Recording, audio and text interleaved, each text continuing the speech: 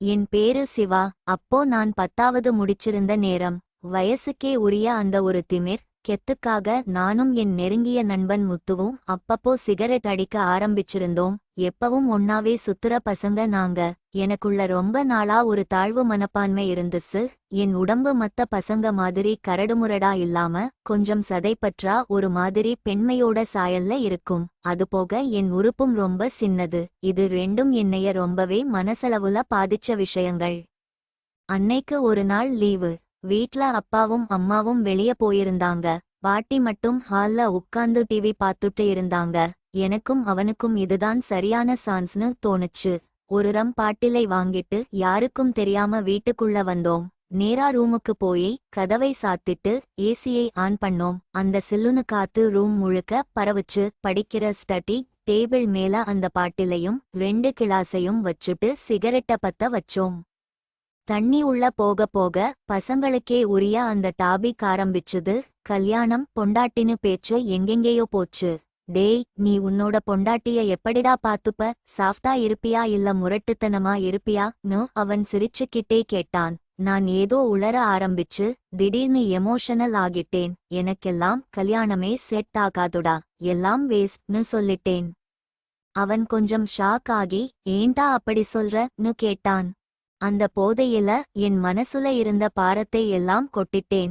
என் உடம்பு சரியில்லட்டா, எனக்கு இதெல்லாம் செட் ஆகாது, எந்த பொண்ணுக்கும் என்னைய பிடிக்காது என் குறைகளை ரொம்ப வெளிப்படையா அவன்கிட்ட சொன்னேன். அவன் முகம் மாறுனத நான் பார்த்தேன். அவனுக்கு என் மேல ரொம்ப வருத்தமா இருந்துச்சு. அந்த சூழ்நிலையை மாத்தவும் எனக்குள்ள இருந்த ஒரு தயக்கத்தை உடைக்கவும் அவனோட கிளாஸ்ல இன்னும் கொஞ்சம் சரக்கை ஊத்துனேன். அவனும் மறுக்காம மடமடன்னு குடிச்சான். சரக்கு ஏற ஏற அவன் பேச்சு இன்னும் கொஞ்சம் தடம் மாறுச்சு. அவனோட எதிர்கால மனைவிய பத்தி ரொம்ப ரஃபா ரொம்ப ஓப்பனா பேச ஆரம்பிச்சான். அந்த நேரம் பார்த்து எனக்குள்ள ஏதோ தோண, சரி, உன்னோடது எவ்ளோ பெருசுட்டான்னு கேட்டேன். அவன் எந்த பதிலும் சொல்லாம அப்படியே பெட்ல மல்லாக்க படுத்தான். நேரம் ஆக ஆக ரூம்குள்ள ஒரு மாதிரி அமைதியும் விசித்திரமான ஒரு எடஞ்சலும் உருவாகிடுச்சு. ஏதாவது படம் போடுடான்னு அவன் சொன்னதும் நான் டேபிள்ல இருந்த கிளாஸ் சிகரெட் எல்லாம் தள்ளி வச்சுட்டு லேப்டாப்பை எடுத்தேன். ஏசி சத்தமும் அந்த லேப்டாப்ல ஓடுன வீடியோ சத்தமும் மட்டும்தான் ரூம்ல கேட்டுச்சு. நாங்க 2 பேரும் ரொம்ப பக்கத்துல உட்கார்ந்து அந்த வீடியோவை பார்த்துட்டு இருந்தோம். வீடியோவோட சூடு ஏற ஏற எங்க 2 பேருக்குள்ளேயும் அந்த தாக்கம் தெரிய ஆரம்பிச்சுது. நான் அப்படியே மெதுவா பெட்ல சரிஞ்சு படுத்தேன். ரொம்ப நேரமா வீடியோவை பார்த்துட்டு இருந்தவன் திடீர்னு எதுவும் சொல்லாம என் கன்னத்துல உரசினாப்ல அவன் தலையை வச்சு சாய்ஞ்சான். அந்த நிமிஷம் எனக்குள்ள எப்படி இருந்துச்சுன்னு சொல்ல வார்த்தையே இல்ல. என் மனசு படபட்னு அடிச்சுக்கிச்சு. நான் மெதுவா என் கை விரல்களை அவன் தலையில வச்சு முடியை கோதி விட்டேன். முதல்ல லேசா தயங்குனவன் அப்புறம் அப்படியே அமைதியா இருந்துட்டான். அதுவே எனக்கு ஒரு சிக்னல் மாதிரி தோணுச்சு. கொஞ்ச நேரம் கழிச்சு என் கைகளை முழுசா அவன் தலையில வச்சு மெதுவா மசாஜ் பண்ண ஆரம்பிச்சேன். அப்படியே கொஞ்சம் நகர்ந்து வந்தவன் அவனோட தாடை என் உதட்டுல படுற மாதிரி ரொம்ப நேரமா அப்படியே வச்சிருந்தான். என் மூச்சு காத்து அவன் மேல படுறது எனக்கே தெரிஞ்சுது. நான் என் நாக்கை மெதுவா வெளிய விட்டு அவன் தாடையில உரசுனேன். அவன் அதை தடுக்கல. முத்து ரொம்ப மெதுவா கூப்பிட்டேன். அவன் நிமிர்ந்து என் கண்ணை பார்த்தான். அந்த பார்வையில ஒரு போதை இருந்துச்சு. நான் மெதுவா என் முகத்தை அவன் முகத்துக்கிட்ட கொண்டு போனேன்.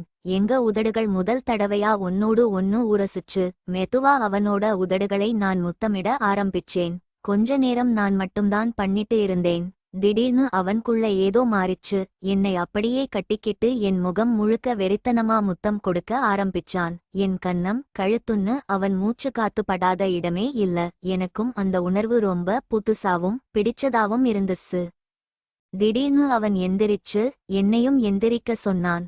நான் என்னன்னு புரியாம எந்திரிச்ச அடுத்த நிமிஷம் என்னை அப்படியே செவுத்தோட சேர்த்து வச்சு அழுத்தினான். திரும்பவும் ரொம்ப ஆவேசமா முத்தம் கொடுக்க ஆரம்பிச்சான். அவன் உதடுகள் என் உதட்டை கடிக்க நான் வலி கலந்து முனகினேன். கொஞ்ச நேரம் அப்படியே நின்னு 2 பேரும் ஒருத்தரை ஒருத்தர் கண்ணுக்குள்ள பார்த்தோம். மூச்சு வாங்குற சத்தம் மட்டும்தான் கேட்டுச்சு. கைய தூக்குன்னு சொன்னான். நான் தயங்கிட்டே கையை தூக்கினேன். என் ஷர்ட்டுக்கு மேலேயே என் நெஞ்சை தொட்டு தடவ ஆரம்பிச்சான். நான் ரொம்ப வருத்தப்பட்ட கூச்சப்பட்ட என் உடம்பை அவன் அந்த நிமிஷம் ரொம்ப ரசிச்சு தொட்டான். நான் ஷர்ட்டை கழட்டி போட்டேன். அவனோட கைகள் என் மேல படும்போது எனக்குள்ள ஒரு விதமான நடுக்கம். நான் சத்தமா முனக ஆரம்பிக்க, சிவா கத்தாதடா, யாராவது கேட்டுட போறாங்க நு காத்துல முணுமுணுத்தான். ஆனா என்னால என்னைய கட்டுப்படுத்த முடியல. அவன் தொடுதல்ல என் உடம்பு விரைச்சு போச்சு. செவுத்த இறுக்கி பிடிச்சுக்கிட்டு அப்படியே நின்னேன். அவன் மெதுவா கீழ குனிஞ்சான். என் பேண்ட் ஜிப்பை ஓபன் பண்ண சத்தம் அந்த நிமிஷத்துல என் காதுல ரொம்ப பெருசா கேட்டுச்சு. எனக்கு பயங்கரமா கூச்சமா இருந்துச்சு. என் பலவீனத்தை அவன் பாத்துடுவானோன்னு ஒரு நடுக்கம். ஆனா அவன் எதையும் யோசிக்காம எந்த தயக்கமும் இல்லாம என்னை தீண்ட ஆரம்பிச்சான். அவன் உதடுகளோட ஈரம் என் மேல படும்போது என்னைய அறியாம என் கைகள் அவன் முடியை இறுக்கி பிடிச்சுக்கிச்சு. கொஞ்ச நேரத்திலேயே எனக்குள்ள இருந்த உணர்வுகள் எல்லாம் உடைஞ்சு வெளிய வந்துச்சு.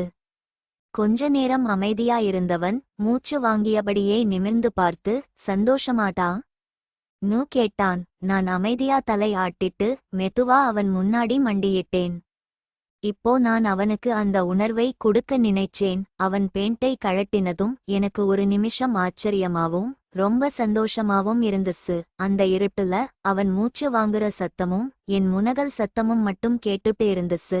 என் மொத்த உணர்வையும் அதுல கொட்டி அவனுக்காக ஒரு எந்திரம் மாதிரி இயங்குனேன். அவன் என் தலையை இறுக்கி பிடிச்சுக்கிட்டான். அந்த நிமிஷம் 2 பேருக்கும் இடையில இருந்த நட்பு தயக்கம் எல்லாம் தாண்டி ஒரு நெருக்கம் உருவாயிடுச்சு. அது முடிஞ்சதும் கொஞ்ச நேரம் 2 பேரும் அமைதியா இருந்தோம். அவன் வெறி இன்னும் அடங்காத மாதிரி இருந்துச்சு.